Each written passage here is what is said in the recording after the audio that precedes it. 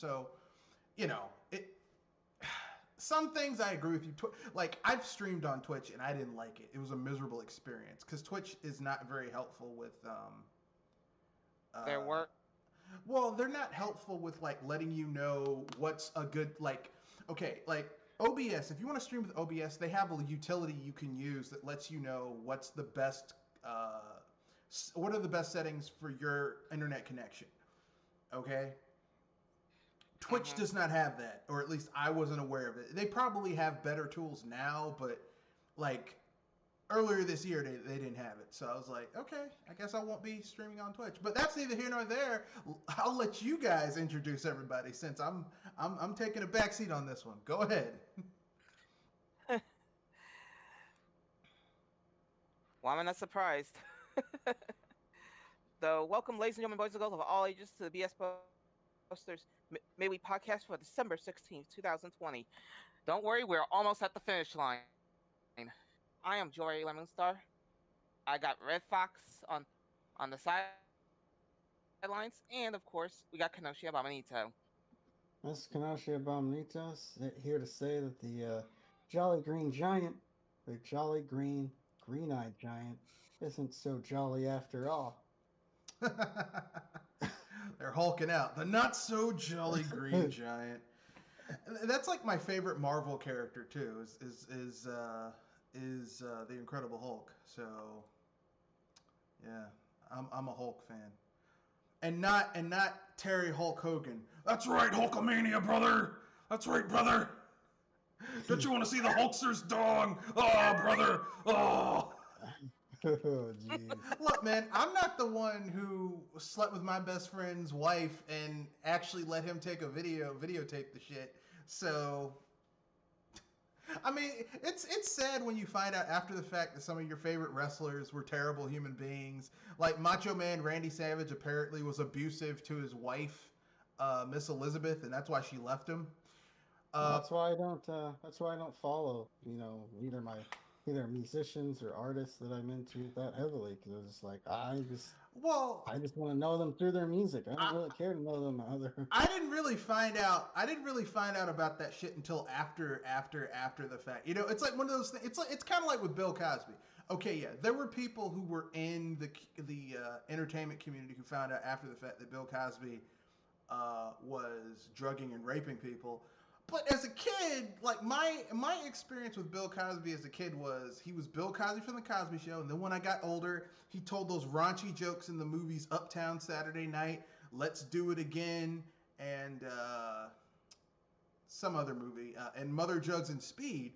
Like I didn't know that he was doing all that weird shit. So it's like I found out after the fact. So it's not like I was heavily invested in these people. You know what I'm saying? That's when he pretended to be a It's like family, you. and then he pretended to be a family man. Yeah. And I'm like, come on, Bill. What shot Bill Cosby in the ass was when he was going around telling people, going to young black comedians and telling them, you shouldn't be cursing and saying the filth, flarn filth.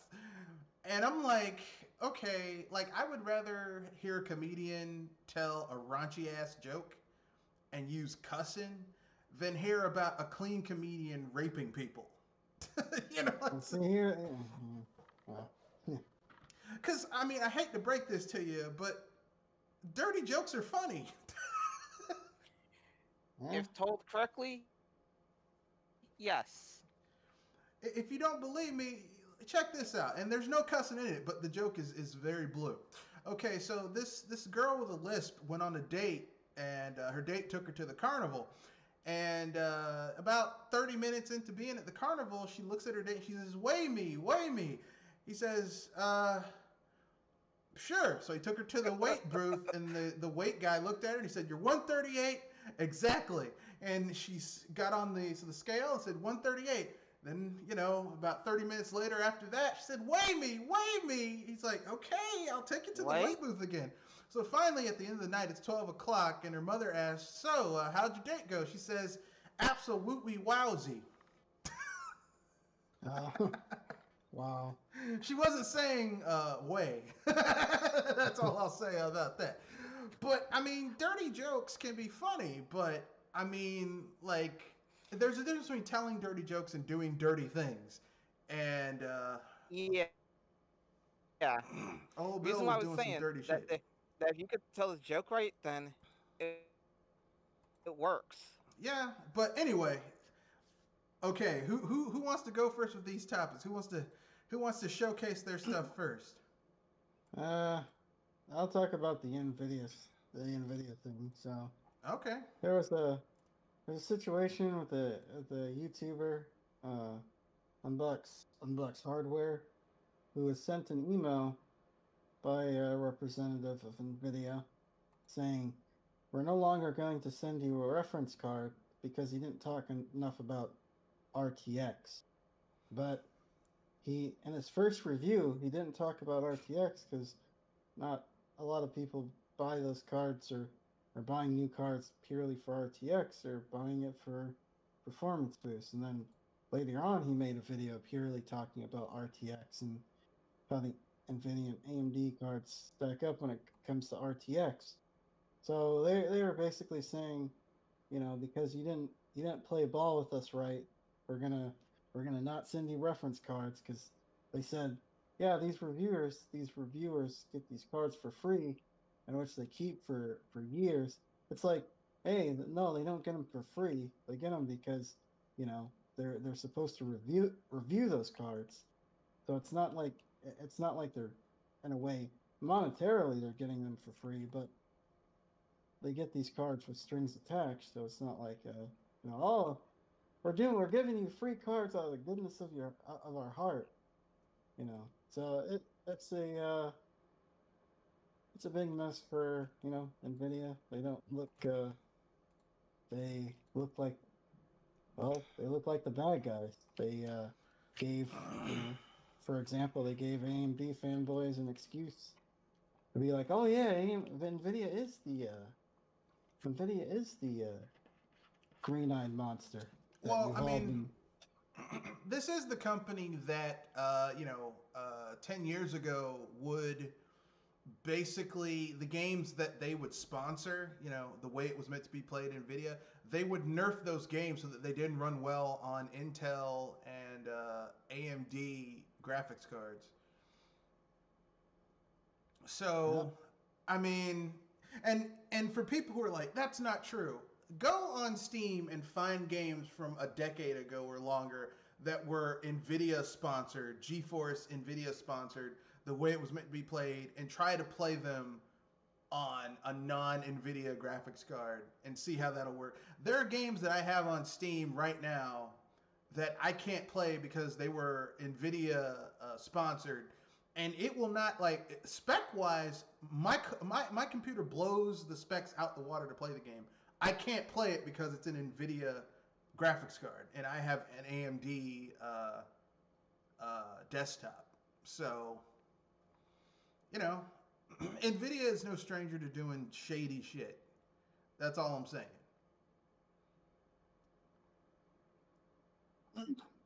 I'm just Well, I'm not surprised on that. And I saw a video of one guy, one prominent YouTuber, going off on, you know, going off on Nvidia, and this makes this because for content creators who do tech reviews, this eventually hurts them because Nvidia could do the same thing to them. Yeah, So they can be like, well, we're not giving you reference card because you didn't exactly review the way that we wanted you to review and say the yeah, things about our cards that we wanted you to say. and it also messes up their because I mean, if you're a tech reviewer, typically speaking, when people are looking at a tech review, they want honesty. You know what I mean? They don't want a shill. They want honesty because I mean, this tech is not inexpensive. It is not cheap to buy a graphics card.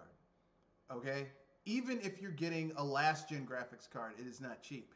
And it's an investment because once you get a graphics card, like, it doesn't make sense to keep on getting new graphics cards. You get one, you get the most bang for your buck with one, and then you're going to stick with that for the next 5-6 years, probably. Okay, unless there's a fantastic deal for a next gen one. But typically speaking, you're going to get one and stick with it for the next 5 or 6 years. So it doesn't make sense, you know what I'm saying? For like, why would you want someone like for tech, any type of tech, like buying cars? You want honesty because it's a big investment, you know. Yeah. Yeah. But apparently, Nvidia isn't interested in that. They want. I mean, look, I understand Nvidia is having a tough time right now because, um, I mean, AMD, the next gen consoles are powered by AMD. The only console that they actually have their hardware in is the Switch. And there's no guarantee. If Nintendo comes out with a new SKU for the Switch, which it's people keep on saying that. I don't know if it's true. All I right. bet you money that there's no Switch Pro. I'm look. Here's the thing. Look, There, Nintendo's been weird for the past few years. So yeah, I don't there's know. tons of shit that I don't know. Nintendo's done that I would never have thought that it would have done. I would have never thought Nintendo would have put out flawed hardware, but they did. So you know, Guys, I'm so gonna say it right now. I would honestly bet money that there's no such effing thing as a Switch Pro coming. I bet you're probably gonna be wrong. let me put it this way: if it was last gen or the gen before, I would agree with you. But Nintendo is acting more like a. I'm sticking to it. They're acting more like a. Because they did the same thing with the 3DS, where there was like the new 3DS, which was basically like an upgraded version of the 3DS. That's the thing. I honestly expected it with handhelds, but I'm not betting it with the consoles. Yeah, but Yeah, Nintendo. I mean, if we were talking about the Wii or the Wii, Nintendo treats their treats the 3DS. I mean, treats the Switch like it's a handheld and not like a console, because they're doing handheld shit with it and not console shit with it. So, but that's neither here nor there. I'm just saying, if they did, they could potentially drop Nvidia as the CPU manufacturer and go with AMD if they wanted to. And then Nvidia's out the game in terms of their hardware being in consoles. So I mean, look, they lost that because basically console, like, okay, you don't have to put really good components in a console because the console is the lowest common denominator in terms of performance. So like their cheapest things that they can make and get the most bang for their buck is going to come out of making consoles. And so Nvidia had that shit on lock last gen with the Xbox One, or sorry, yeah, the Xbox One and the PS4, but not this gen. This upcoming gen, it's all AMD. So, I mean,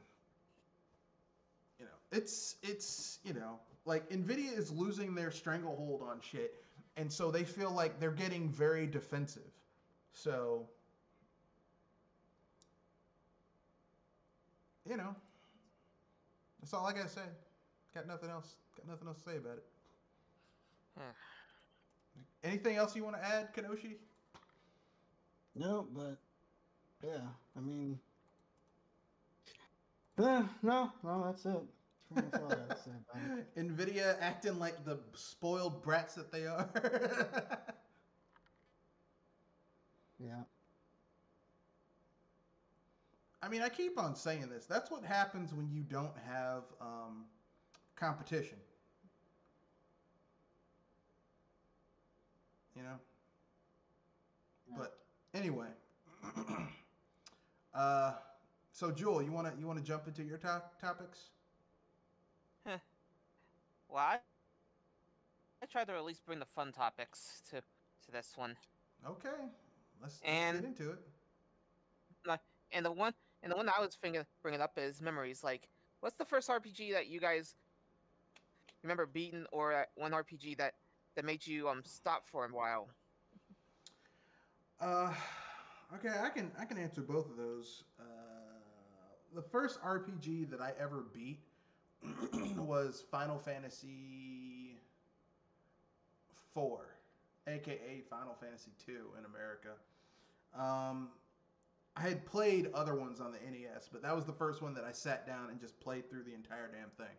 The first RPG that I ever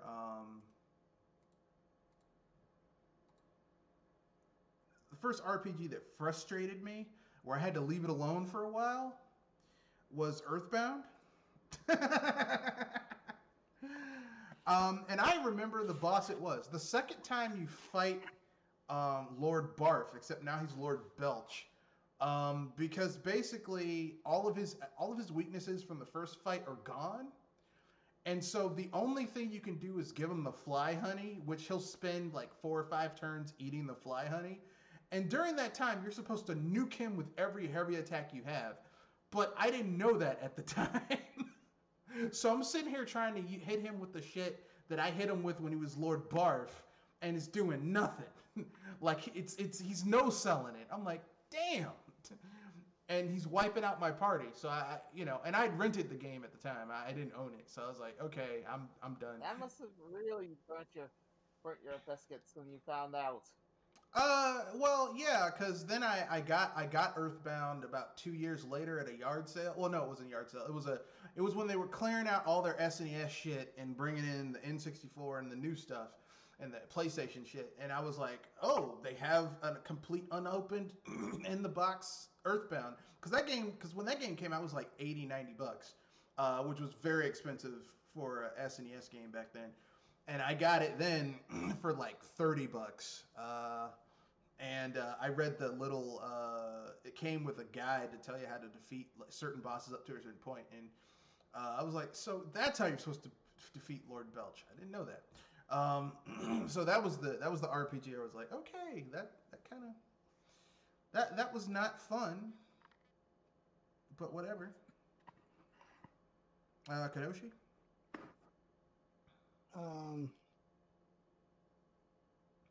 I'd say the game first RPG I beat was Final Fantasy X. That was because it's also the game I actually had to convert to because I rented it 1 year and then I wasn't able because I wasn't able to play again for at least a while. I still had the save file on, so it was Final Fantasy X, and I didn't beat that game legitimately. I ended up cheating because it's more interested in the story at the time than it was in the game. So I had a Game Shark for the PS2. So. All right. Final Fantasy games are fun to cheat in. Yeah. They are like basically, and I don't mean like major cheats. I mean like just having like a lot of gold so then you can go into town and buy all the healing potions you want. Like even shitty healing potions in the beginning of a Final Fantasy game, that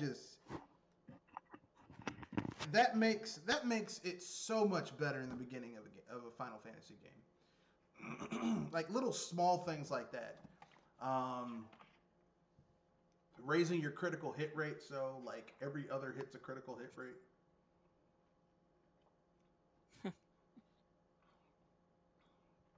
It's not going to necessarily make the game easier, but it's a quality life thing. Yeah. But Yeah. Joel, you want to? Well, I got for my first handheld RPG, it's going to be Pokemon Red, but my first console one, Super Mario RPG: Legend of the Seven Stars. That's the one you first beat? Those are the first 2 I beat, and the first one I beat was the Legend of the Seven Stars. It's a good RPG. It's very fun. Yeah, I mean, it took me a bit because I actually had a problem trying to defeat one boss, and it was that octopus that kept on eating my team. Yeah, I could see that. Yeah. I mean, I thought you were when going to say get Culex. But Culex is a bonus No. boss. You don't have to fight him. Yeah, I was talking about required boss fights, and when your characters get yeeted off the screen and you're down to one character, especially if your healer's the only one that they didn't yeet, well, you could tell where somebody would swear up and down the floor. Yeah, I could see that. Though for the one, though for the RPG that I had to step away from in order to get back into it, that honestly was that's a little bit of a hard one for me, but I could actually consider the Fire Emblem games. Which one? For this representative, it's the it's the Fire Emblem that had two versions. Oh, You mean White and Black? Yep. The ones on the well, that's why I kind of walked out, because I was like, you have initially two versions of this game, but if you want the real story, you got to get the third version, and they were selling all three games for $90. I was like, man, fuck you. that was the moment where I was like, you know what? No, you've gone too far. Yeah, that's the thing. I actually was trying to get into the Fire Emblem games, and I mean, I'm gonna keep it real. Fire Emblem is not the best. No, I would keep it real. The best Fire Emblem games to get into Fire Emblem with is Fire Emblem Sacred Stones on the Game Boy Advance, and Fire Emblem Awakening is really good to get into too. Aside from that, the other Fire Emblem games on the GameCube and the Wii with Ike are pretty good too. But aside from that, like, I mean, I hate to say this, but when Intelligent Systems, after Awakening, Intelligent Systems went too hard on Fire Emblem. Like, they went way too hard on Fire Emblem. And even Awakening, with those microtransactions for the bonus areas, I was like, come on, man.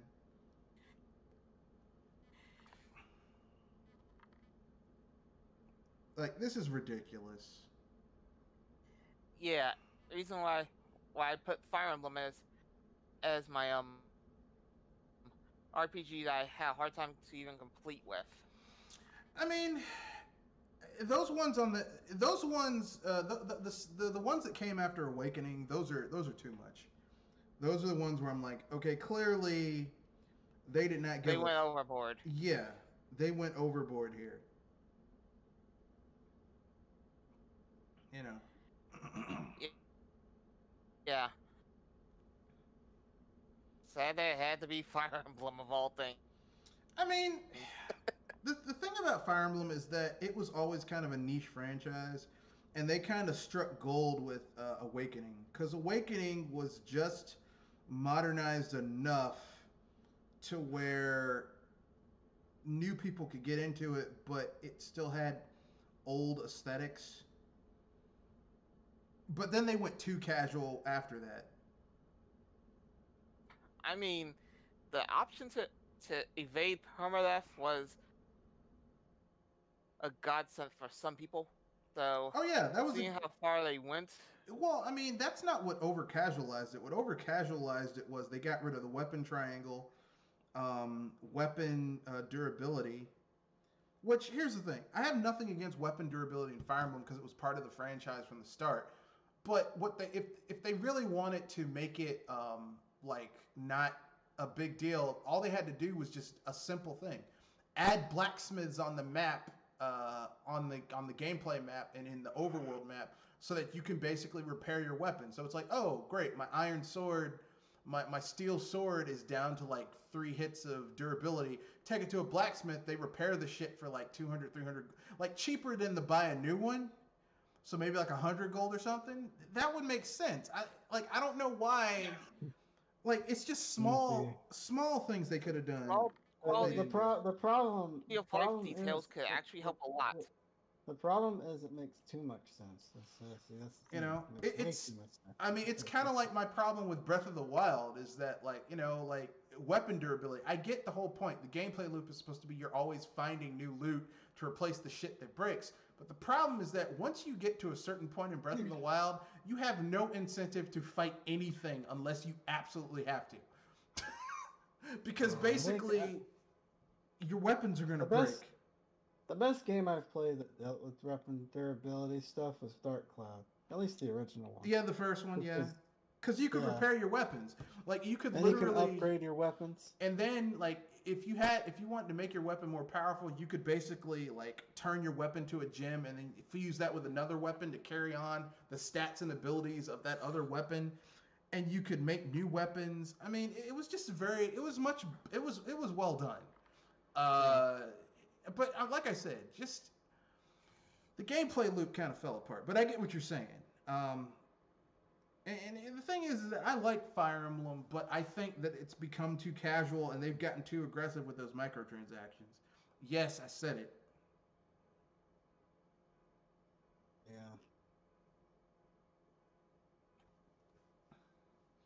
Some of those microtransactions are just too goddamn much.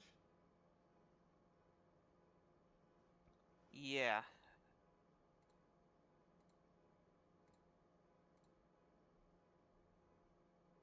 But anyway, continue with your thing. I think someone's car is beeping, and it could be my car, so I'm going to check that out. Continue. Well, if anything, this gives Kenoshi his chance to swing at next time.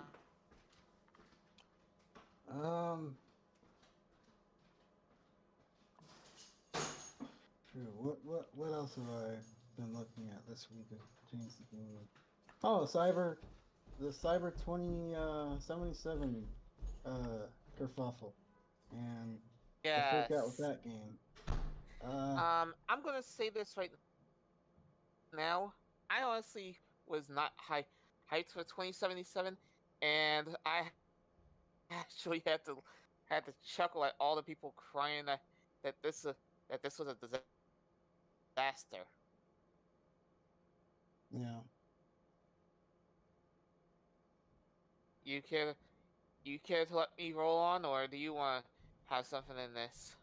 Well, I mean, all right. So I'm gonna be honest. Yes, I believe it was unexcusable for them to release the game on the Xbox One and PlayStation 4 in the state that it was. But at the same time, how many other companies have all these gamers let get away with this sort of nonsense? It's like we go through the song and dance every time a busted game that's hyped up to no end comes out.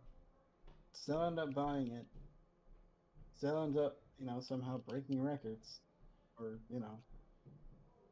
I don't know. I can't be bothered to get mad about this just because I know that, I can't. Just because I know that nobody's gonna learn. Nobody's gonna learn, and they're just gonna keep getting. They're just gonna keep doing what they're. They're just gonna keep buying these games, even making excuses for them. Well, for me, I always wasn't one for Cyberpunk 2077. It didn't give me a good impression. Like, it felt like it was too gritty of a futuristic idea. What? So hearing that went buggy all over the place, well, it kind of made me facepalm and laugh at the same time. Which facepalm game? Because we're talking about 77. Oh, really? I mean, I was saying that I was facepalming and laughing at the same time. Laughing because people are complaining about it because it was so glitchy. I was laughing because basically this is what happens when tech companies are held to so high a standard that's blocking out the sun. But then facepalm hearing that the people that said that it runs amazingly well on the consoles completely lying about it. No one said that. Or basically underplaying it to such a low degree. No one said it ran amazingly well on consoles. No. Oh, they did. No, they didn't. Nobody. Yes, said they that. did. Nobody. It was the company themselves. Wait. Who's saying that? Nobody said it ran amazingly well on consoles. Like literally. I'll go Google it. I'll say Cyberpunk 2077. It was one of the business people that said it. Cyberpunk 2077 runs well. I'm putting in quotes. Runs well on consoles. Like, everybody's been bitching about how terrible they've been running on consoles. It was before the release. That's all. They say all sorts of things before. Yeah, but like now,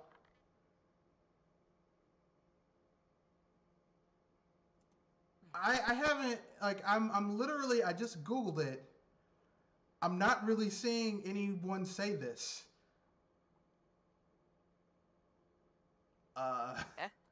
That's weird because the sources I was checking out was actually saying that it was from one of the heads that said it. Well, I mean, hell, I mean that's it. Okay. I'm not saying that someone at CD Projekt Red probably didn't say it runs well on consoles, but let's keep it real. If you're trying to sell a product, they'll say all types of shit. It's like when Pete Hines said that there'll be no microtransactions in Fallout 76. So that's, and then there turned out to be microtransactions. Or when Major Nelson said, "Oh yeah, well we can't just turn off our always online for the Xbox One. We can't just flip a switch." And then it turns out, they can code it out relatively easily. So I'm like, but since the game's release, I haven't seen anyone say it runs well on consoles. Most of the people I've heard talk about Cyberpunk 2077 say that it runs poorly on last gen consoles, so PS4 and Xbox One. It runs might better on the pro versions of those two consoles, and then it runs. It runs okay. Apparently, it runs okay on the PS5 and the Xbox Series X. But really, if you really want to enjoy this game at its best, you have to play it on a reasonably well-spec'd PC.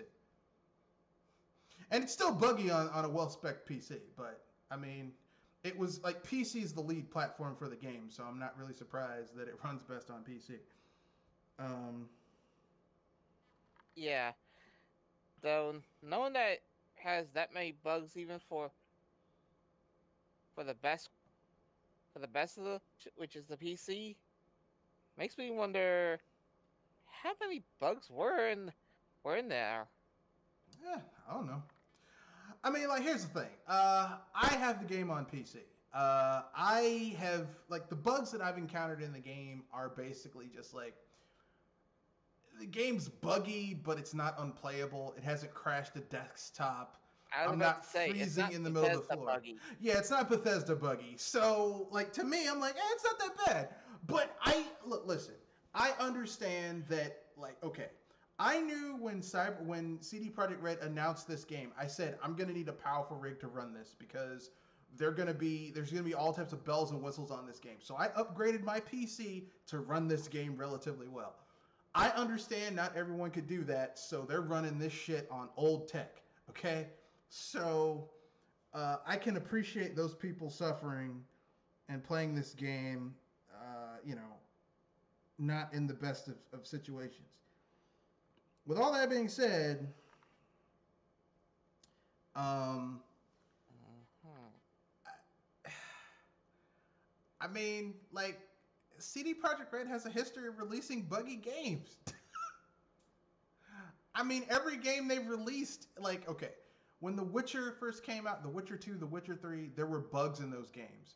And then over a year, 2 years, 3 years, they patched those games to be relatively stable, okay? So, I mean... How many years have they been on Cyberpunk 2077? allegedly 8 years, but I don't believe it. I don't believe they were coding this game for 8 years. What I think happened is that they announced the game 8 years ago. They probably got the IP 8 years ago, and then they probably had 2 years of pre-production, which makes sense. And then they probably started about 5.5, 6 years ago in actual development. And from what we heard from Cyberpunk, from CD Projekt Red themselves, they scrapped a whole bunch of shit, so they probably had to restart development like 2 or 3 times for this game. Yeah, that's which makes that's one theory I've heard. Yeah, here's the thing, okay? I'm not making excuses. Look, listen, okay. The game runs as best as can be expected for me. So, like, I'm not, and I didn't pay $60 for it. I didn't get the Ultra Special Edition or anything like that. So for me, like, I'm not having the problems with the games that other people are having. But I can understand where other people would be upset. Like, here's the thing. The PR people who are like, yeah, this game runs well. The PR people who are like, you know, yeah, you should try and go get your money back. And we didn't know that the game, come on. There's no way you did not know that this game was running like ass on the PS4 and the Xbox One. There's no way you didn't know that it was gonna run like ass on those systems because, I mean, like, you know, some people are under this illusion that this system, that this game was, that Cyberpunk was built for last-gen consoles. It was not. It was built for PC first, but it was built for the developer's PC. And here's the thing. Any developer's workstation PC that they use to make games is about 5 years ahead of what's commercially available for a Joe Blow average consumer. Okay? So if they started working in earnest on this game in 2014, 2015, then if you don't have tech that's commensurate with shit from 2019, 2018, you ain't running it very well. But guess what? The PS4 and the PS5 are using tech that was in use like during the latter end of the PS3 and 360 generation. Okay, that's the PS4 and the Xbox One. So this shit was never gonna run well on last gen consoles. And for people who bought this game on last gen consoles, I'm sorry, you got. That's the price you pay for falling for the hype. What's that song by Don't believe the hype.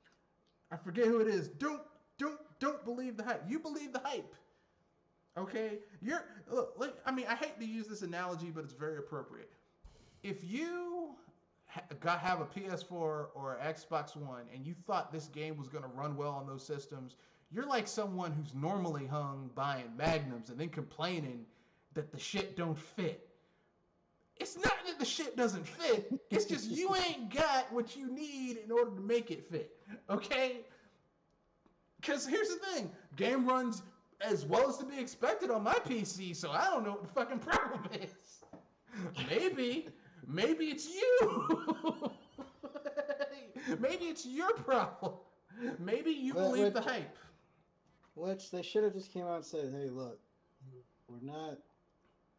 PS4, Xbox One just doesn't have what it takes. We'll obviously say it a lot better than that.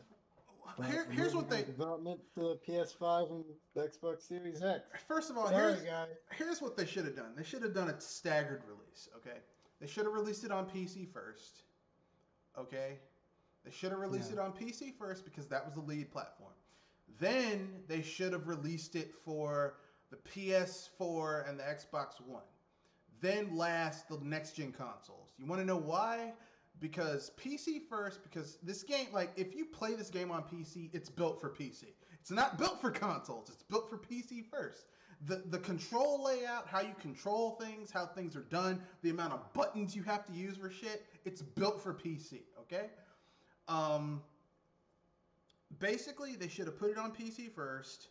Then they should have had a dedicated team of people working to get it running well on PS4 and Xbox One. Then put it out on PS4 and Xbox One because that's a huge audience, huge like a huge a huge primed audience of people who want to buy that shit. Because there are people who did not spend money on these new fucking consoles. Okay, they're sticking with their old shit, but they want that next gen gaming experience. That's the way to get them in. And then lastly, port it over to take the port of the PS4 and the Xbox One version and put it on the PS5 and the Xbox, the Sexbox. There you go. That's what they should have done. But they were under the gun. They had to get something out for their fiscal year. They couldn't push it back again. They had to get something out. Their investors were probably breathing down their neck. So yeah, and like if you really want to get mad at if you want to get mad at and you want to get mad at the executives, get mad at the investors. Yeah. I mean, if that's where your anger should be pointed to towards the most, because I don't think developers don't go out and no. Those people were doing the best they could. Okay, they were like, "Look, we are under the gun. We got to get this shit out, or people are gonna lose their jobs, or just people are gonna get up our asses. We got to do what we got to do." Like the thing. I mean, this even goes for we rag on Bethesda a lot. This even goes for Bethesda. Like, I'm sure there are developers there that aren't, that don't want to pump out a lousy product. It's probably the executives and it's probably the investors. Rush it out. So normally, I would agree with you, except every single mainline Bethesda Softworks game, like they get them to a certain point patch-wise, and then they just let it go. And the vanilla versions of those games are trash. Like how CD Projekt Red, those games, like The Witcher 1, The Witcher 2, The Witcher 3, eventually they were patched to the point where they were pretty goddamn good. Like, you don't have to add any mods. Every single Bethesda game, you must add mods to those games to make them worth playing. So, that's the difference, okay? Bethesda puts out shit, they'll patch it to where it's good enough and then let it go. The Witcher, CD Projekt Red will patch a game to where it's great. And that's why I'm not like all these people. This is the worst game released ever. Not really. There's way worse out there. Yeah, we have seen worse. I mean, I know it's fun to be hyperbolic. And saying about it, this has been a really awful year for a lot of people. It's probably for some people this was the game they were rating on. And the fact that it came out in this state, it's just like one more reason to hate this year. I mean, listen, like I said, okay, this would have been my game of the year, except the bugs hold it back. Okay? Yeah. It was tied between this game and Yakuza 7. Yakuza 7 got it.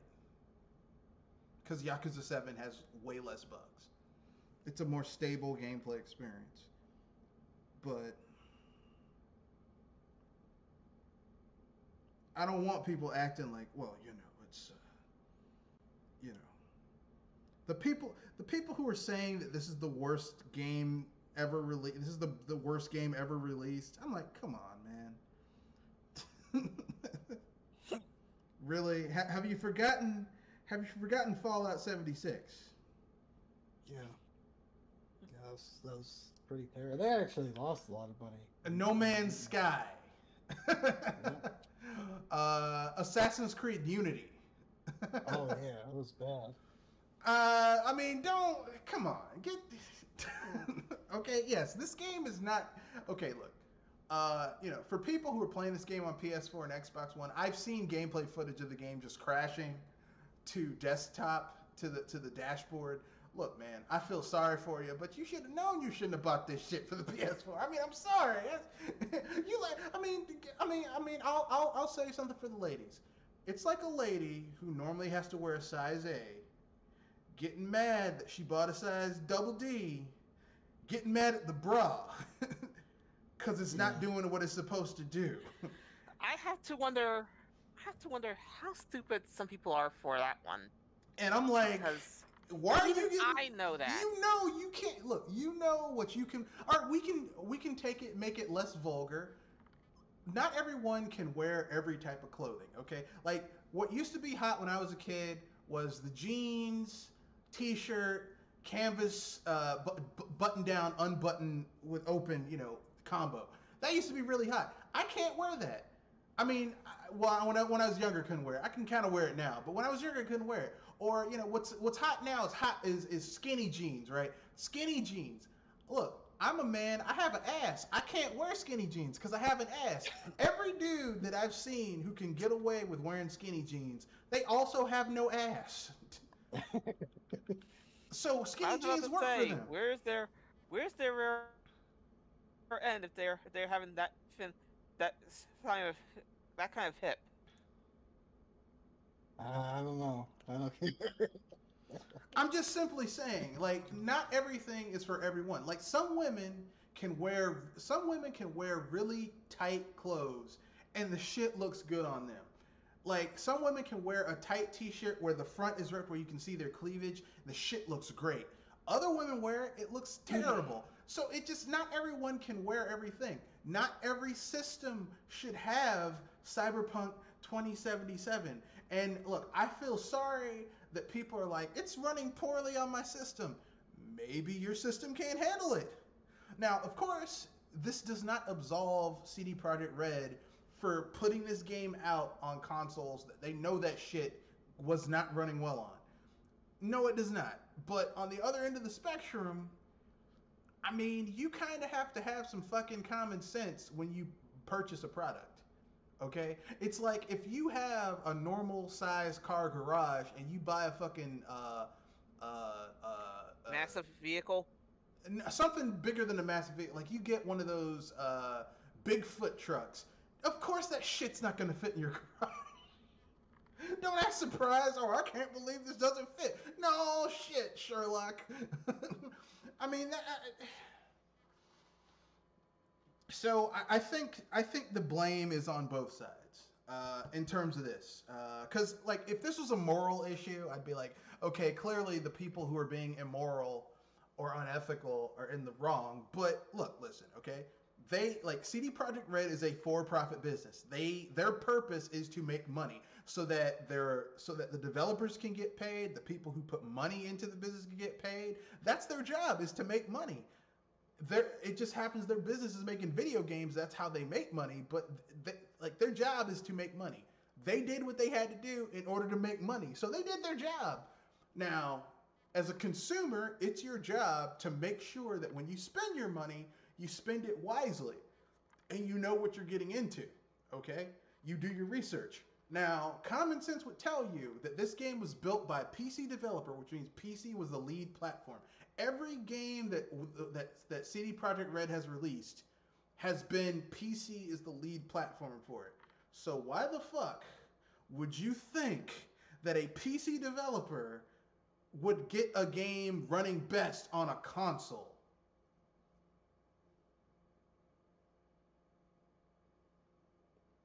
Yeah. Let me turn on my webcam so you can see what I did when I said that. Repeat, why the fuck would you think a PC developer would get their game running best on a console?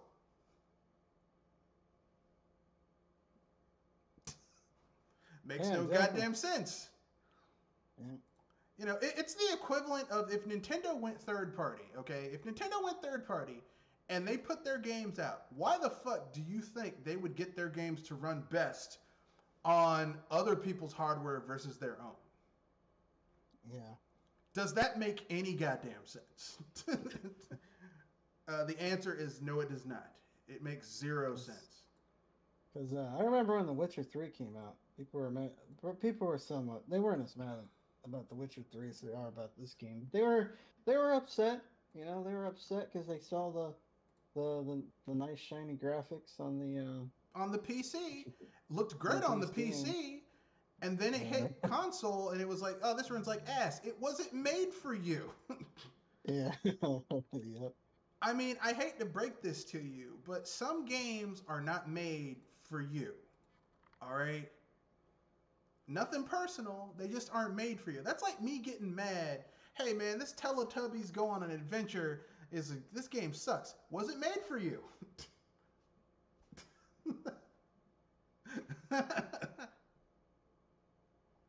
Stop being a bitch. I mean, I'm sorry. I know people are gonna get mad when they hear that, but it wasn't made for you. It wasn't made for you. I was about to say, if it was supposed to be made for for somebody, it was basically for the PC players, and even those guys got a little bit of a mess on their hands. That was the lead platform, but once again, uh, here's the thing. Okay, I don't have the top of the line gaming PC. I have a step below that. So like, if the top of the line is a Ferrari, I got a Ford Mustang in terms of PCs. Good.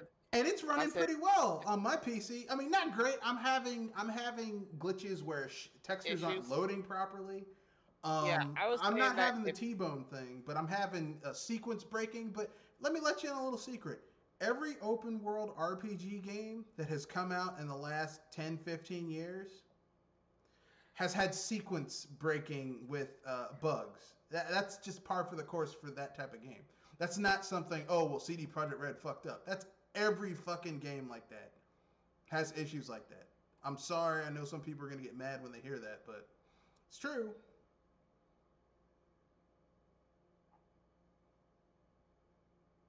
So, you know. But anyway, we went too far on that. Anyone else have anything else they want to bring up for their topics? I know I wasn't here for one of your guys because someone's car was beeping. I thought it was actually my you car.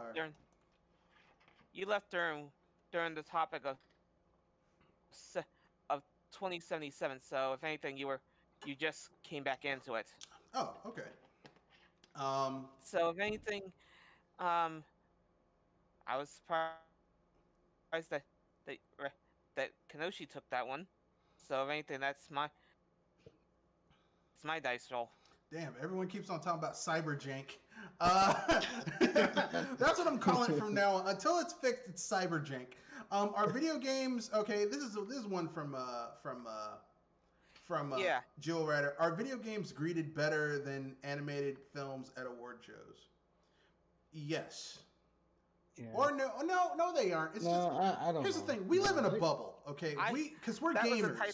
so I was saying treated better treated. than the Okay, are they treated better? No, films and award shows. no. no, Because because we a lot of the people involved,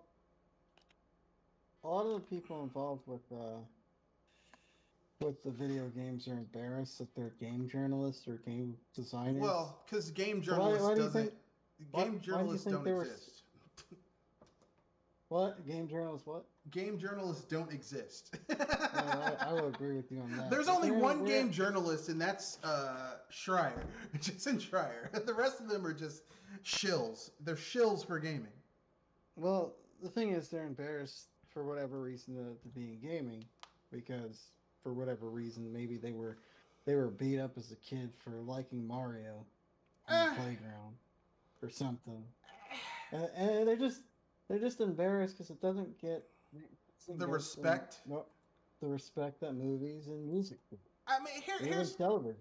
here's what I'm going to say about video games. I don't think they're treated better. I think that they're treated. I think animated films are treated better than video games because animated films, even like people can appreciate the artistry of an animated film over a video game because it's subjective. Like there are people who will come up to you and say, "Hey, Final Fantasy 15 is a great game," and I would tell them to go fuck themselves because I hate that game.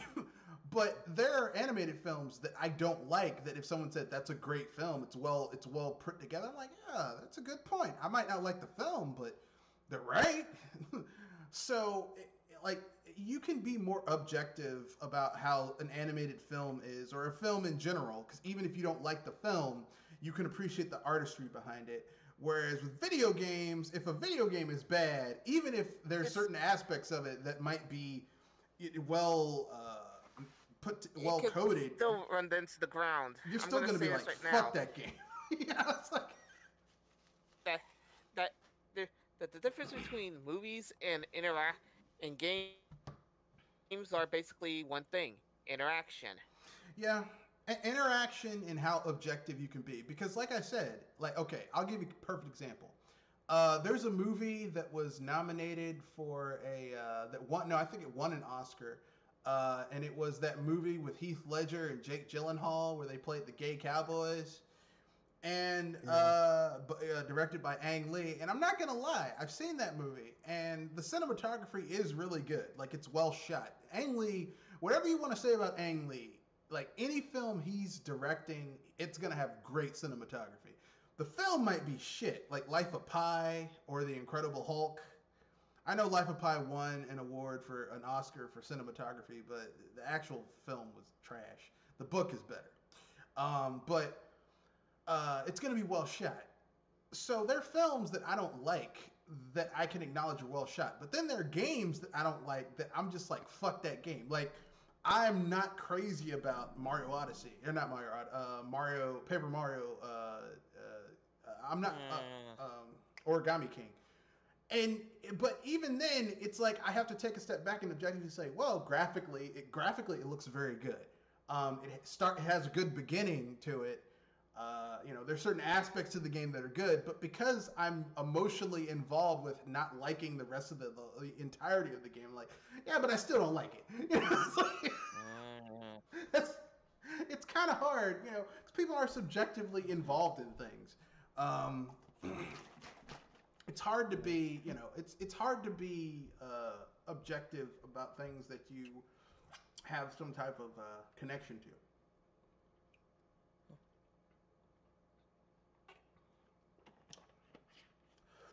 But anyway, so I mean, that's my own personal. You guys think? You guys have any thoughts on it?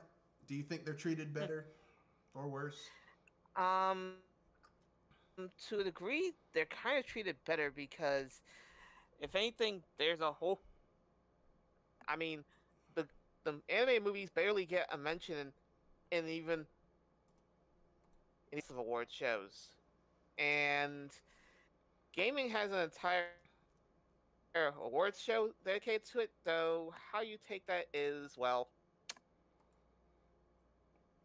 you mean the Game Awards? Have a fun trying to sort what is good and bad in that show. You mean the Game Awards? Yes. Well, I just have one question. Is the Game Awards, should we count the Game Awards as a I don't think the Game Awards is an actually award for gaming. I think it's just a long fucking commercial. And shout outs to certain people. As I said, take that as you will, because even though it's a celebration of games in a sense, I'm not sure how much of it is rewarding the people that make those games and how they make it. So I don't think it's a celebration of gaming. I think the Oscars is more of a celebration of film than anything at the Game Awards. Because the Game Awards just feels like one big fucking commercial. Yeah, that's the thing. Even though animated films barely gets a mention in the Oscars or Emmys, in a sense, they get at least some kind of recognition in compared to the Video Game Awards that recognizes games but feels like, well, a big budget commercial. Yeah, and a poorly put together commercial on top of it. Ooh, that's where I'm like, okay, I can't. Fuck that. Sitting there for 3 hours. That's. It was a 3-hour circle jerk. That's what it was. It was a 3-hour commercial circle jerk, and that's all it was. Yeah, so Naughty Dog can put their nice, that nice Game of the Year sticker on their game. All right, have fun with that. A game that wasn't that, like, didn't do anything. It didn't add anything new or interesting to the franchise. Like, here's the thing: I have nothing against. The Trash of Us Part 2. Well, I have nothing against sequels, but if you're going to do a game, move shit forward. Don't just like.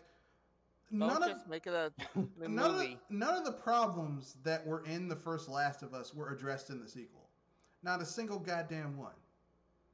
Yeah. And that's where I'm kind of like, you still have shit AI. You still have enemies. Like if you're in a duo mission where you have a side character's making all the noise. The enemies ignore their asses and come after you. Which is BS.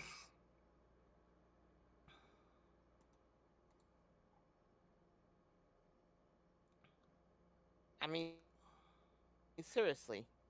Yeah, AI partner makes all the trouble, and you got a bullseye on your rear end. That's just bad. That's just terrible fucking game design. And no one said anything. Oh well, I love this story. The story's not that good either. I mean, shit. I was about to say the story is probably one of the worst things of it. I mean, it's The not story- terrible. It's just not that Especially good. especially if you're a lore person. Yeah, I completely made the first game superfluous. The way they handled the story in the second game. So that's my problem with. That's my fucking problem with. Last of Us Part Dung. Last of Us Part Two. Like it's. Like here's the thing. There's some games that when they get nominated for game of the year. Like I think when Legend of Zelda: Ocarina of Time came out, it was nominated for Game of the Year. Like in a lot of magazines, and I can understand that because even though I don't really particularly think that that's the best 3D Legend of Zelda game, we had never seen something translated from a 2D to a 3D medium like that as well as that game. Um, and plus it established a lot of things that have become staple to the Legend of Zelda franchise, like Z targeting and all that shit, and how to fight in 3D and stuff like that. So much so that other games have stolen it and don't give credit to it. But I mean, like Last of Us 2 isn't that good. But I mean, like we said, it's a popularity show and people voted on shit. And People didn't, but the gamers' choice didn't even. They didn't even choose Last of Us. It was chosen by the committee who knows better. Yeah. So I mean, that tells you something, But hey, at least we didn't get the shit we had. We thought the worst fear we had last year, which was, it was gonna be that shitty ass walking simulator that Kojima made, and it wasn't. So there are some good things coming out of it. The walking simulator that the Death Stranding. Yeah, that's what it was called. That's how much I gave a fuck about that game. I forgot the name. I'm like, yeah, Death something or other. I can't remember. It's funny that I'm the one that remembered it. No, I just couldn't be bothered to care that much. It's not that I, I just, at a certain point, it's like, I only have so many fucks to give, and Death Stranding is not worth expending a fuck. It's not worth it. It's like, Oh.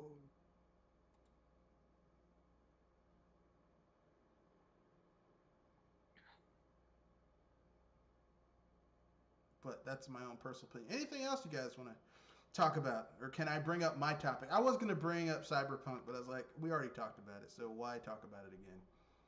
That doesn't make any sense.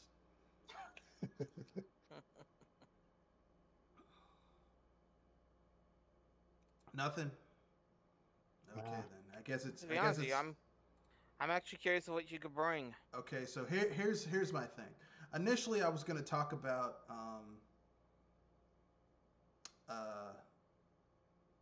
Cyberpunk apologists, but since we already did that, we can talk about the Indie World Showcase. Oh. You know what? That was trash. Yeah, I was about to get into it. So the first one is Among Us, which, I mean, obviously it was going to come to the Switch because the Switch has a huge install base at this point. Spelunky 1 and 2. If I didn't already have those games on PC, I would really give a fuck. But since I already have those games on PC, I don't. Grindstone from Capybara Games. It's, I don't know what it's about. I'm about grinding Yeah, shit. a lot, I don't know. a lot of the actually, I would say the majority of those games I could care less about. There was a beat 'em up that they showed. The I only thought looked grinding, interesting. the only grinding I care about involves my girlfriend. Enough said. Calico. It's a magical girls and cat cafe and cuddly. Okay, fuck this game. Right there. I couldn't even get through the whole. I'm like, no. First of all, the last time I gave a fuck about magical girls, was not even Sailor Moon. It was Jim and the Holograms.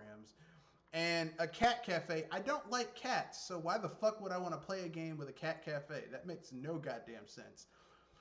Thing is, it just watching this just reminded me. It's just like what the heck happened to the middle market? You know, all you have is indies and triple A's. You need double A's and single A. Yeah, Super Meat Boy Forever, which Nintendo shelled out some cash to make it an exclusive for I think a year or something. So stop it, guys! Just stop. Timed exclusive. It's a timed exclusive for a year, and it's Super Meat Boy Forever. It's an endless runner, but it's Super Meat Boy. So if you like really hard, difficult platforming games, then Super Meat Boy Forever is your shit. I don't, so nope. Cyber Shadow from Mechanical Head Studio, published by Yacht Club Games. Here's the thing, okay? This game looks like the second coming of Ninja Gaiden, but 2D Ninja Gaiden, so I'm quite happy about it. But it's also coming to PC, so why the fuck would I get it on the Switch? What's that game? Yeah, because I saw that game looked pretty cool too. It looked a lot like the Shovel Knight art style, so it's actually being developed by those guys. And then, well, it's not being developed by Yacht Club Games. They're publishing it. But the cool thing about it is, the thing that kind of made me mad when I heard about it was, okay, Yacht Club Games is publishing this game, but why? Where's Shovel Knight 2 that's in like 16-bit? When are we getting that shit? I don't care about. It's like I want that game. Shit. yeah. Damn it. Then they had Tunche. This is the 2D beat 'em up set in the Amazon rainforest, and it's got like 4 different characters plus a 5th, which is the Hat Kid from the Hat in Time. You get to fight people and beat the shit out of people. It's based on Peruvian legends and folklore. Looks kind of interesting. I'll probably get it on PC. Because it's not coming out till March, and I'm like, why the fuck would I wait till March to get this game? Yeah, exactly. Makes no sense. Then they have Very Very Valet. It's a co-op valet game. Don't give a fuck. Fistafluffs. I give points to the portmanteau of fisticuffs. You get to play as cats beating the shit out of each other, which is, I mean, interesting idea, but I wouldn't play it. The best love that you could ever want. If you like cats, see, here's the thing. I don't like cats. I'm not a cat person. And I don't want to play a game where I play as a cat. Like, that's the gimmick, is that you get to play as a cat. It's like, I don't fucking like cats, so why would I want to play a game as a cat? Happy Game from Amanita Design. You solve unnerving puzzles, endure a few unsettling songs, and survive face-to-face encounters with suspicious smiley faces. Earn your sweet dreams in spring 2021 when Happy Game launches on the Nintendo Switch. This sounds like a shovelware title. I don't know if it is. It could be good, but it sounds like some shit that wouldn't have been on a Nintendo system years ago. Alba. Stuff look like shovelware. Alba, a wildlife. Well, not everything. I would say that Tunche, Cyber Shadow, Super Meat Boy Forever, Spelunky 1 and 2, those aren't shovelware, but everything else in here is like, it's kind of like half of the games announced are quality, the other half are, I don't know, you a bit shady, son.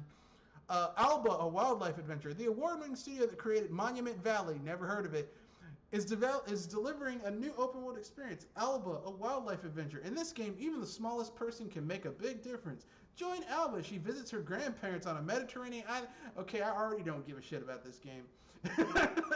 Recruit volunteers to your cause. Help heal sick animals. Clean up the wilderness and ultimately save the island. Yeah, enough said. I don't give a fuck. I'm sorry. I just don't really give a fuck about that game. They also showed off Nausea from Playism.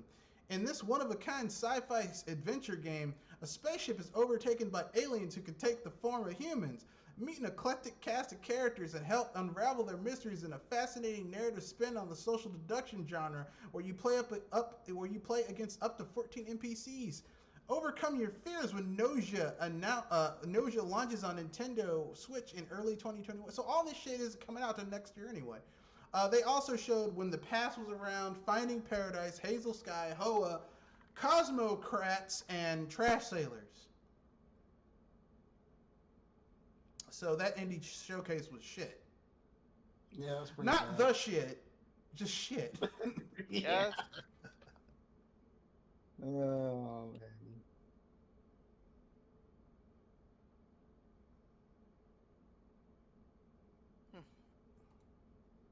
Yeah, well, whatever. It's, you know. I didn't really think they were gonna show much of anything since it being the end of the year. I wish they would have just said nothing because what they showed was embarrassing. I'm sorry, it was not. I would have preferred them just not to say anything, just be quiet and just, 2020 was a shit year. We're just gonna keep our mouths fucking shut and just look forward to 2021. That would have been better than showing this shit. That's all I'm saying. Yeah.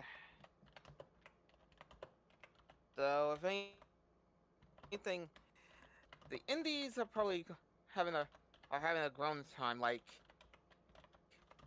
we actually were in the worst possible spot. I mean, like I said, half of the indies are pretty good. The other half are just like, I mean, that's my problem with some of Nintendo's directs that they've been having. Like, they'll show some games in those directs where I'm like, you had the nerve to put this shit on video. Like, that's where I'm kind of like this shouldn't have been here. This should have been like a post on like a post like in the back of the book, in the back of the magazine. Like, this game's coming too. Like, you didn't need to, because some of this shit looks bad. That's all I'm saying. It looks cheap. It looks bad.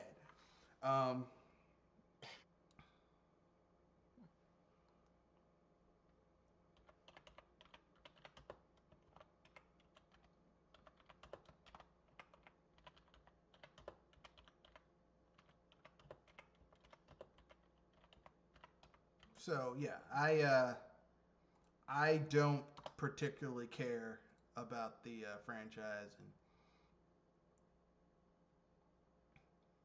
so I'm done. I was not impressed with that presentation. It did not really. The thing is that there's nothing. No, go ahead. I was going to say that you felt there was nothing that really drew your attention in that segment. Yep. I was not impressed. Literally, there was nothing that impressed me about that whole damn thing. I know some people are gonna be like, "How can you say that? Why would you say that? How come you don't like etc. etc." Look, listen. I've been gaming a long time. I've played a lot of games, and the reason to me to get a console is for it's the high quality exclusives. It's the exclusives. But even the indie, like the Switch, like the Wii U and the 3DS were great because you got Shovel Knight, and for a long time, that was the best way to play that game. The Shantae titles, but even the quality of the indies coming to the Switch is kind of like, I don't give a fuck about these games. I'm sorry, but I just don't care. I'm sorry. It just, everyone needs to step their game up next year. That's all I'm saying. Oh yeah, hopefully. Be One better. can only hope. Be better. Be better. Be better than you were this year. I know. Look, listen. A lot of things you can blame on COVID-19, but some of it is just some of this downward spiral was before this year. It was the year before and the year before that. So it's not. Yeah, just, COVID was a very just convenient yeah. way out of criticism. Yeah. COVID is a part of it, but some of it is also just bad management. How many things happen because not how many things were just you? How many times has COVID just was used as an excuse to Well, just be like, I'll give an example of what I mean. Okay, for example, like this year we found out that Metroid Prime 4 was delayed. Okay, actually not delayed. They had to completely restart development with the original people because for some reason Nintendo thought they could get Namco Bandai to make that game. Why the fuck would you get Namco Bandai to work on Metroid Prime 4? Like, why would you even do that? Like, what? When every installment of that franchise was done by Retro. So why the fuck would you get some new studio to work on it? Doesn't make any sense. And they're like, hey, this doesn't feel like the originals. No shit, Sherlock. Who okayed that? Whoever did, they need their ass beat. Because that was a bad management call. Just because they helped work on Smash Brothers, which, I mean, is it a coincidence that I really stopped giving a fuck about Smash Brothers when Namco Bandai started helping to work on it? Coincidence? I don't know. Could be anecdotal. I don't know. But yeah, and then we have the Nintendo is apologizing to Japan because apparently there's a group of those new Switches that they rushed out the door during this year when they ran out of old ones. That apparently they're faulty. They aren't working. They're fucked up. Oh man, but hey, Nintendo should get a pass all the time because they're Nintendo. To what I say to this is, if they're fucking over their Japanese audience, they don't give a fuck about us over here in America. Because Nintendo's always Japan first. But here's what I noticed. They apologized to people in Japan, and we still haven't gotten an apology for those shitty fucking Joy-Cons they gave us. No, it's not a problem. Come on, man. Oh well. Anyway, didn't want to be a downer. I'll end it with something happy. A good topic, if you will. We got enough time for this last good topic and our unpopular opinion. So here's the last good topic, and then we can do unpopular opinions and wrap things up. Here's the last good topic. What retro IP would you bring back and how? It has to be a retro IP, something that we haven't seen a lot of, but you might really enjoyed it back in the day.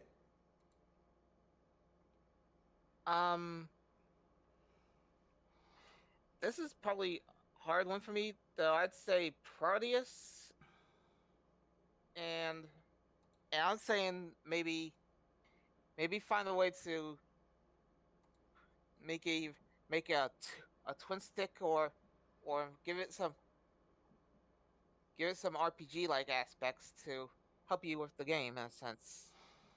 So like you defeat enough enemies, you level up, and you can get like a little Benny, like maybe make your options be tougher or something. Yeah, or make it something like the Gauntlet games where each time you level up, you probably get a stronger ship, maybe a floating satellite, and maybe a way to actually be sure that you got shot to hex and some bullet Hades, like absorbing bullets. That would probably at least help a little bit and try to make sure you're not turned into the Swiss. I'd be down with that. Kenoshi? I would say Ape Escape.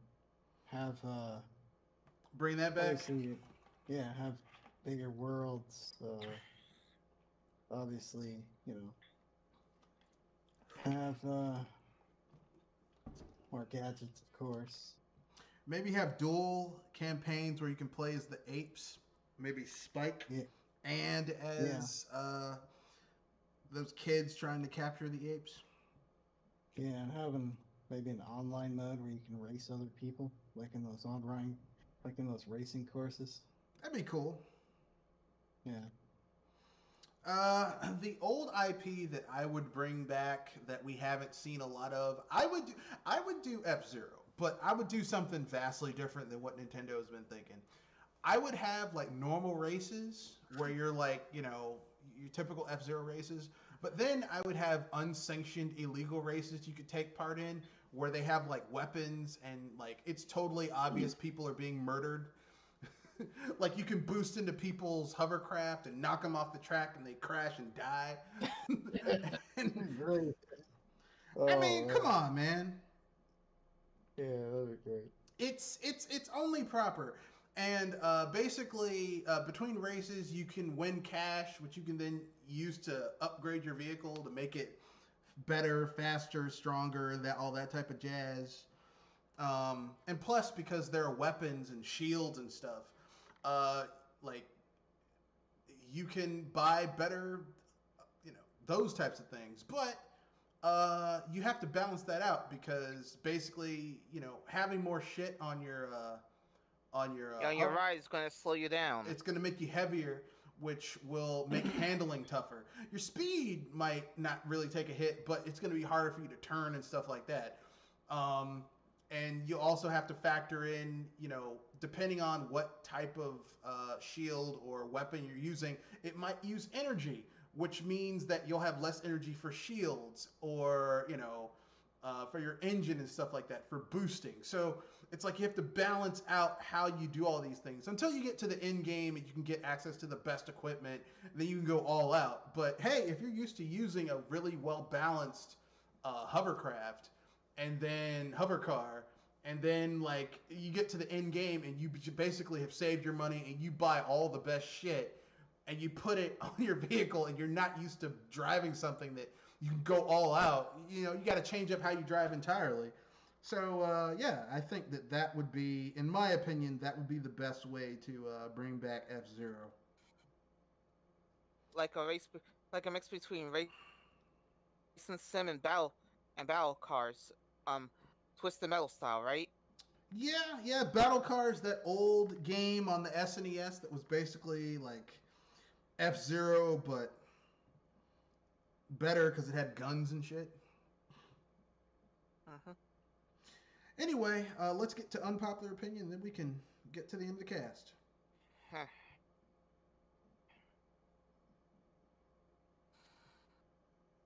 Okay, I'll go first. Unpopular I was opinion. about to say. Here's my unpopular opinion. I know some people are going to get angry at me, but I don't care. Unpopular opinion, Nintendo, you know, you fucked us over here in America with the left Joy-Con issue. That's not the biggest major hardware issue that you've gone through, but then this year you're fucking over people in Japan with busted switches. What the fuck's going on over there? What's happening? Do you guys need to take a break? Do you need to take a step back and regroup?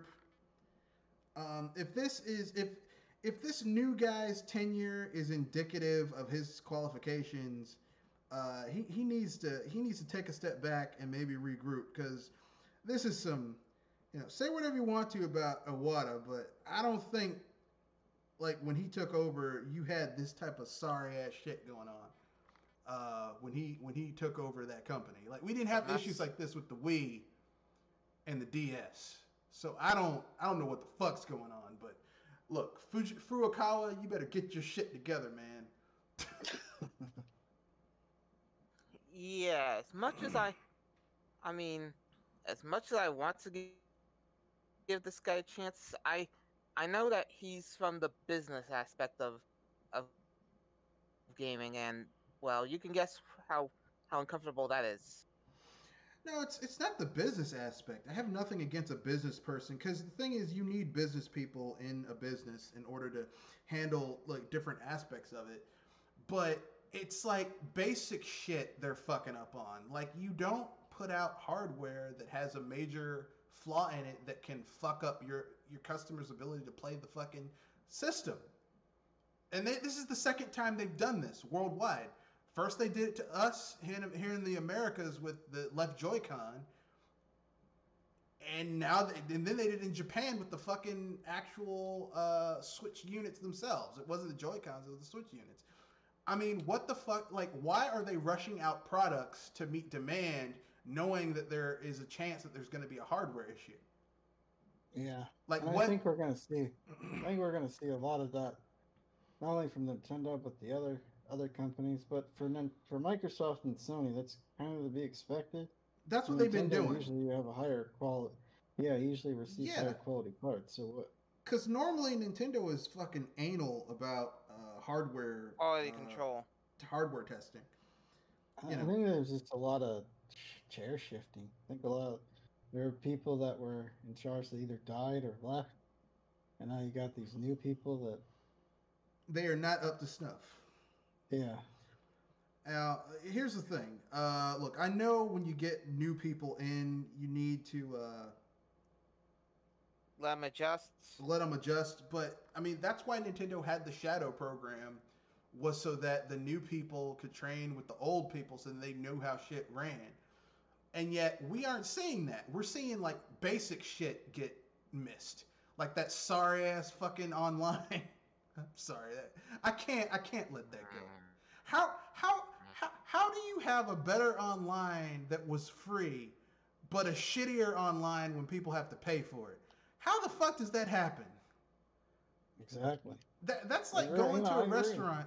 That's like going to a restaurant and they have complimentary bread, but then they have bread that you pay for, and the complimentary bread is better than the bread you pay for.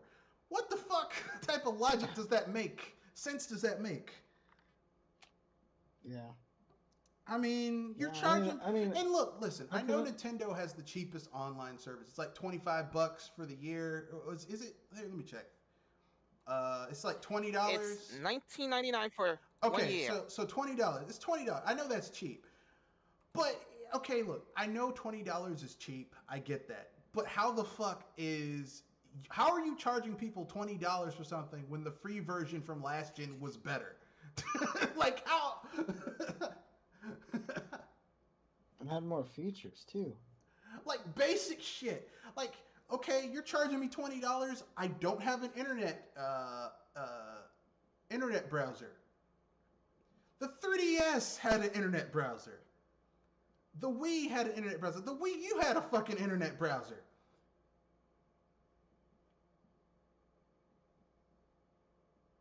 And no, the SNES and NES library is a shit replacement for the Virtual Console. I'm sorry, it is. Okay, it's not as good. All right, it isn't. Okay, um, so you know, get your shit together, Nintendo. I love you guys. You guys got me into gaming. Um, you know, the first console I typically buy per every. Well, actually, I shouldn't say typically. Every console gen, the first console I will buy is a Nintendo console. The next console generation, the first console I'll buy is a Nintendo console. Always Nintendo first. If I ever have children, the first console I'll get for them is a Nintendo console. That's how much I like Nintendo. But I'm not gonna sit there and just not say a fucking word when you fucking up just because I like you. You know, I like you. Yeah, you fucking up too. Get your shit together. Yeah. Because I don't have to spend money with you guys. Okay.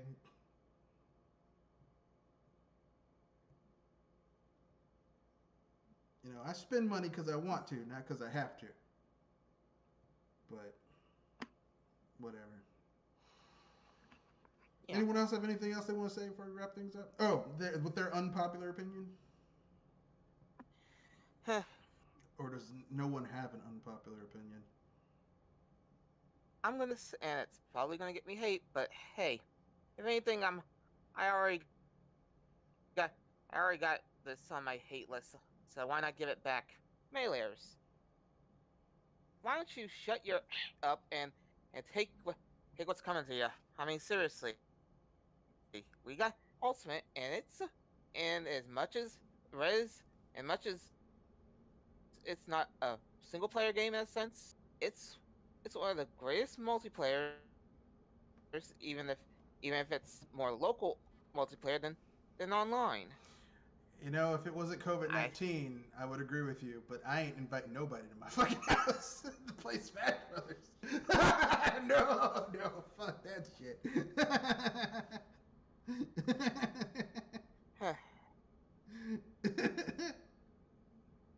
I don't care. Anyone can show up. It's like, hey, we can play it. We can play together. No. Having you I was gonna sneezing say, and coughing on me. if you can, I was gonna say hook up locally with with with local Wi-Fi of sorts. You know, have two switches, try to duke it out. Yeah. I think in order for that to work, the switches have to be have to be on the same network, and that still means Distance. someone coming into my house or on the same. Because I'm not letting just anybody onto my network, because that's how people steal your shit, steal your information and shit. So. I was trying to say using the local find a friend thing, like local land feeling. I'll keep it real. I think if I was gonna play a Smash Brothers game using a local area network landline, I would use the Wii version, because you can plug the Wii version directly into your router in order to use, or into a LAN connection directly. Same thing with Splatoon, the first Splatoon. It supports LAN. It has LAN support. I'm pretty sure Splatoon 2 has LAN support, but you have to buy an adapter and all that shit. Here's what I think. Just as an aside before we wrap things up, I don't think Nintendo is coming out with a Wii. With a Switch Pro. What I think they're going to come out with is a new dock that has extra processing power in it. Because I noticed that they said that they're going to, Nintendo's going to stop selling the old dock. I think they're going to come out with a new dock, and it's going to be like $80 or $90, or maybe even $100, and it's going to basically have extra processing power, and that's how they're going to extend the life of the Switch. And I think the new dock is going to have, like, you'll be able to plug in a hard drive to it and maybe a direct connection to your internet, so that you don't have to worry about trying to get your Wi-Fi to work and all that shit. Meaning some games probably won't work in handheld mode. And that's okay, because, I don't know why anyone would want to play their Switch in handheld mode. Because some games like indies, they're fine in handheld mode. But a lot of those games are not like something I would want to play in handheld Optimized. Mode. Well, because a lot of the games in handheld mode aren't optimized for handheld mode. Like some of the bigger games on the Switch in handheld mode, like playing Xenoblade Chronicles 2 in handheld mode is a fucking struggle. It's like, god damn, this shit is it's huffing and chugging and shit.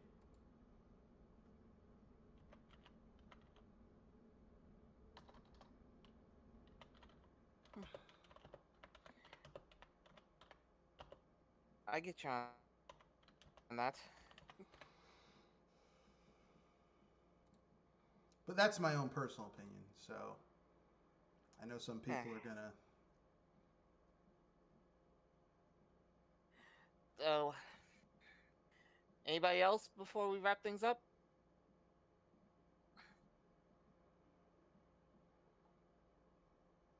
It's my own personal opinion, so I know some people are gonna get angry at me People are gonna get mad at me because they're gonna be like, "How dare you say that?"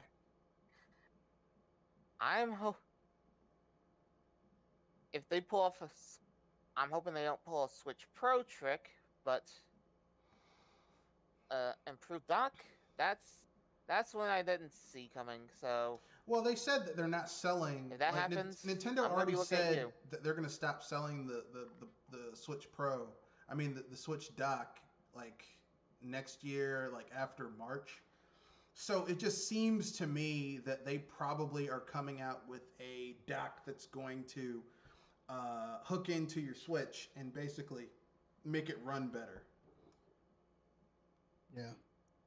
Which, I mean, this isn't the first time Nintendo has released hardware to add to your hardware to make it run better. I mean, remember the N64 and the Oh God, I just fucking had a memory, 4 megabyte memory upgrade? Yeah. thank you for giving me Sega vibes. But I mean, there were games that took advantage of that 4 megabytes that actually made it run better. Like Rogue Squadron with the 4 megabytes had less of that magic fog to hide the rendering and shit like that. Majora's Mask ran much better with the 4 megabyte memory upgrade. Actually, you needed it to run the game. Yeah, yeah, but there were other If games you didn't that have it, yeah, you couldn't run the game if you didn't. Like if you had the original card, you couldn't run the game. You couldn't run Majora's Mask. Well, I mean, I know there were games on the N64 that took advantage of the 4 megabyte cartridge upgrade and actually ran better. So, you know, like it's not out of the realm of possibility that Nintendo would do that. That's my hope. I don't think that they'll do some stupid shit like release a Switch Pro and split their consumer base because that's stupid. Yeah. But then again, this is the same company that at this point has released two faulty bits of hardware. So who knows? I don't. But I think even with that, they're not going to do something that's stupid. But knock on wood. So.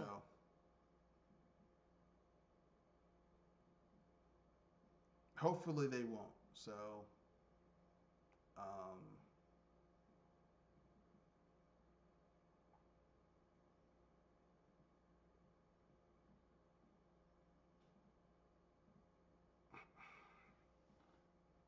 but that's just me. Anyone else have anything else they want to say about? I think we're set. All right, that's the end of the podcast. Anyone else have anything else they want to say before we wrap things up?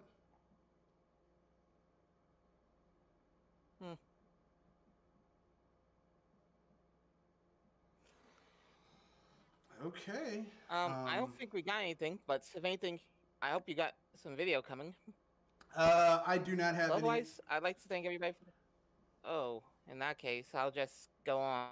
No, I have no video coming. I'm Thank you, recording. No, sorry. Go ahead. Yeah. If anything, I'd like to thank everybody for coming to the BS Busters Midweek podcast. If you want to speak up, there's the email, there's Twitter, and of course our Discord. Yep, and all those links are in this discussion section. Kenoshi, anything you want to pimp out before we wrap things up? Nope. Yeah.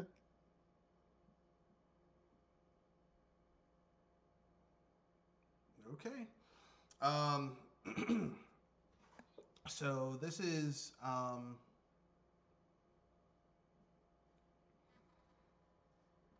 Mr. Red Fox, our provider BS Busters. Peace, good night, and have a good day.